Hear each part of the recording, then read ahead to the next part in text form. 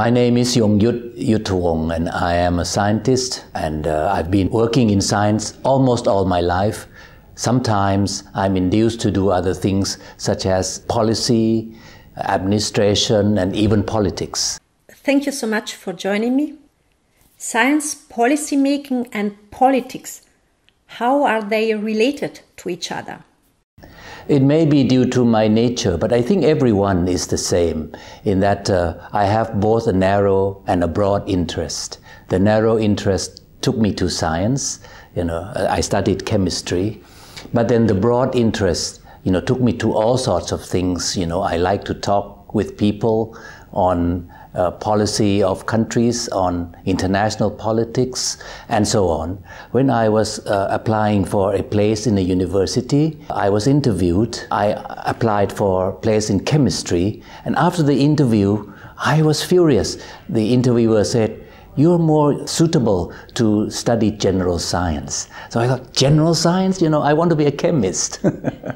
So that's how it always is with me. I try to do work, and I stay, true to my profession as a chemist, a biochemist, all my working life. But now and then I'm induced to do various things outside, but always concerning science. Tell me more about your work as a scientist. I would like to say I'm quite successful in my, intended career. I did work, first of all, in just basic biochemistry, enzymes and various membranes, biomembranes. But I found that there was very little support in Thailand for basic science. So I needed to do something which uses basic science to solve the problems of my country. And at that time, malaria was a very, very big problem. So I thought that maybe we should start biochemistry of malaria, should study that. And so I've been doing that for more than 40 years. It's a bit long. Until now, malaria is no longer a big threat in Thailand, but it's still a big threat in the world. Many people, many hundreds of thousands still die from malaria each year. So I think my job is not done. But that's the narrow part. I was recognized by being given the Outstanding Scientist of Thailand award. I was given the Nikkei award from Japan for science, technology, and innovation. And I was recognized for various things. And right now I'm involved in developing an antimalarial, which has now gone into clinical trials. So it's something that I'm very proud of. I think it's the first synthetic drug from Thailand that's gone on to human clinical trials. That's the narrow part. And how did you find the broader path? That probably stemmed from my interest in the broad areas of science and how we could develop science in my country. And I think more than 40 years ago, there was some friend of mine, a physicist from Oregon, who was an expert in science policy. And he was coming to Thailand. He said, would some people like to listen to him? I said, why not? So I organized a conference on science policy where people from all spheres, both the political people and the policy people, administratives and the scientists came together at the National Research Council of Thailand. And that was the first main introduction for me into the area of science policy. People were asking, why did Thailand have so little in terms of structures to support science? So that really paved the way for a group to be formed. I was part of that group to try to form the Ministry of Science and Technology. And it's like a miracle. People thought that it would never be possible. But then in the end, we got the ministry. The ministry was passed as a law. So we got the Ministry of Science and Technology, and I was induced in working for the ministry. I was asked to be director of biotechnology. And then that was the decision, narrow path or the broad path. At that time, I said, let me do my science first. So we invited someone else who was more senior to become the director, and so I could concentrate on my scientific work. But then I never left the area of policy. I just sort of, it drew me into all sorts of things. Indeed, I became the director of biotechnology later on. And then we started to think of big things like having a national agency for science and technology. So this was also a part due to the grant from United States, USAID, a loan to the Thai government for science research. And we sort of melted the USAID project together with the Thai attempts, in broadening the infrastructure for support. So that was how the National Science and Technology Development Agency was born in around about 1992. And I was the first director of the now it's called first president of the National Science and Technology Development Agency. So I could, go on from there to build science, and not just only for my own narrow interest in chemistry and biochemistry, but across all areas. Not only biotechnology, but material science, electronics and computers, and various areas. How was your experience, and what kind of challenges did you encounter? I could see that Thailand, needs to change from just being agrarian society to becoming more internationally involved and have broadened, areas of products and services, and not just agriculture and raw materials. So I think the path is very clear that science and technology has to play a bigger role so that we could become, more industrialized, and also, go into the digital society and become advanced country. There was no doubt that science would play a big role. And then how do you do it? Because there were so few scientists, technologists, and so few people who appreciate or understand science. So I thought that the way to do it is really to try to talk to people, both people who are running the country and the normal people, the students, young people, new generation, so that we are all together in the sense that we can see that science is a very important tool for development of our country, so that we cannot just say, we go into trade, or we go into, something that other people, are doing well without science. We cannot do that. So I think I have some success, but it's still a hard job, because it's not very easy to convince, people that there is a difference between science and kind of imported technology. Many people say, oh, we don't need to do basic science. We just import the technologies, import the materials, and then we can fabricate. Little do they know that in order to be able to do that and be competitive, you have to have the underlying science.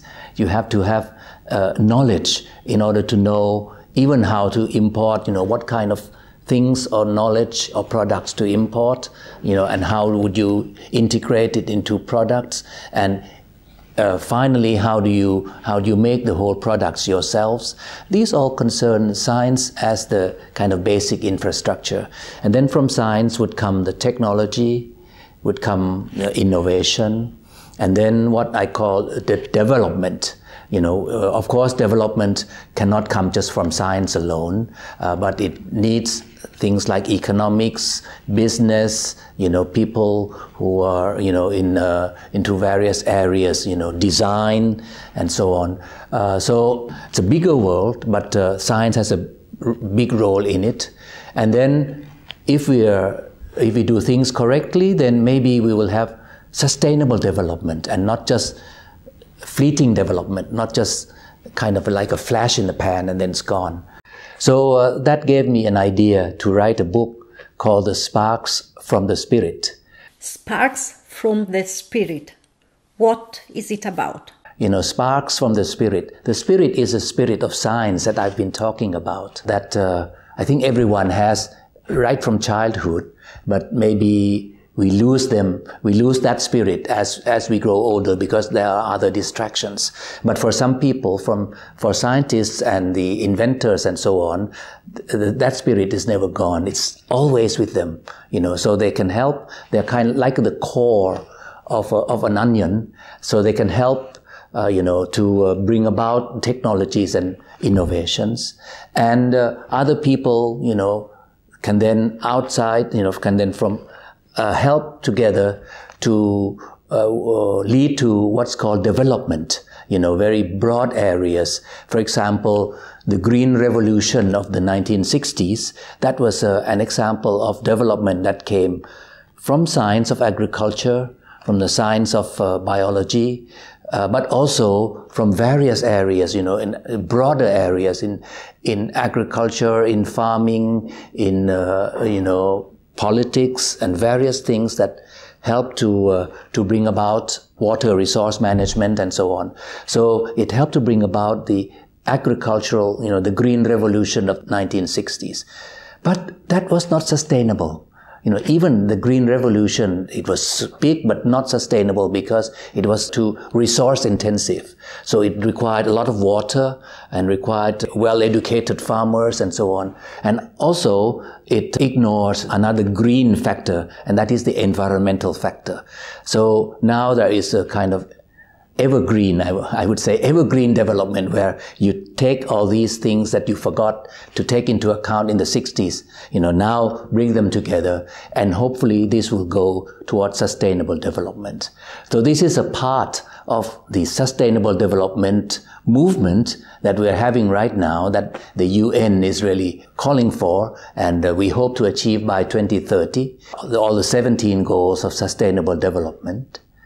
So I looked at these 17 goals and I found that they all really have science as a big component in all these 17 goals. So I put that in this book, Sparks from the Spirit. That is, the Spirit produced sparks that will go on, to hopefully to sustainable development. What does it mean to be a scientist? Well, I think that a scientist is not only useful in the sense that he can work on his narrow area, drug development and, cancer or various things, but a scientist is also useful to the society as someone who appreciates knowledge, the power of knowledge, not only knowledge in his or her own area, but knowledge in general, and have the curiosity, to go on to something new. That is really the essence of science, the curiosity and the wonder and the exploration. That's in the nature of human, the spirit of humans. So I think scientists can tell the society in general that keep these, characters in you. Don't lose them, as you grow up, In your book, you speak also about the fire inside us, right? We have the fire of discovery inside us. We always want to know, want to ask questions about this, and about that, and why not this, and why not that. So that's the fire within us. And if we manage this fire well and don't quench it before time, then I think that we can go on to something that's really good. In Thai society, I'm so sad when, many people, many mothers or fathers will tell their kids, don't ask too much. I scold you if you ask too many questions. For me, let them ask the questions. Of course, they could bother you a little bit, some questions are so nonsense and so on. But we have to be patient with our new generation and let them really grow their fires. Each one should be able to grow his or her own fires, so that it can really burn brightly and maybe give out the sparks that we will enjoy later on. What kind of society do you dream of? Well, I think that it will not be radically different from what we're having now. But I hope that this sustainable development movement will help to make a better society, not only in terms of material well-being, but in terms of happiness. Because the last chapter of my book, I think that the society is not just aiming for sustainable development. In a way, sustainable is a little bit defensive, because you mean you get something and you want it to continue. In the last chapter of my book, I ask, what is beyond sustainability? Because what we need really is a happy society, and not only sustainable, but thriving and always going on to better things, so that it's not stable, but going on, improving itself. So I hope that the society that we have in the future need not be materially rich, but it's a society where people live together, happily, as a family, as an individual, as a family, as a group, as a city, as a country, and as the whole world. And I also look forward to the time when humans will go out of this world, also to other worlds. We are going to Mars already in 2030, and maybe some other worlds beyond Mars. But one thing that is important is that we must not leave this world, in shambles, as a junk, and then go on to find some other place. So we must take care of this world and have a sustainable society, or, something that is beyond sustainability here first before we go elsewhere. What are the challenges for Thailand development, in your opinion? I think Thailand is like a teenager growing up. So right now it's a time of confusion. Sometimes you want to go back to the old way. Sometimes you want new things. And economically, we're right in the middle, between developing country and developed country. So we are like a teenager growing up. So there will be a lot of turbulence. But in the end, I'm sure, with the Thai nature, and we have survived for so long and thrived for so long, I'm very confident that we will have a great society, but we are struggling to have one right now. What were you like as a teenager? Did you have a dream? I had many dreams. I still have dreams. I had a dream that I would become a very good musician.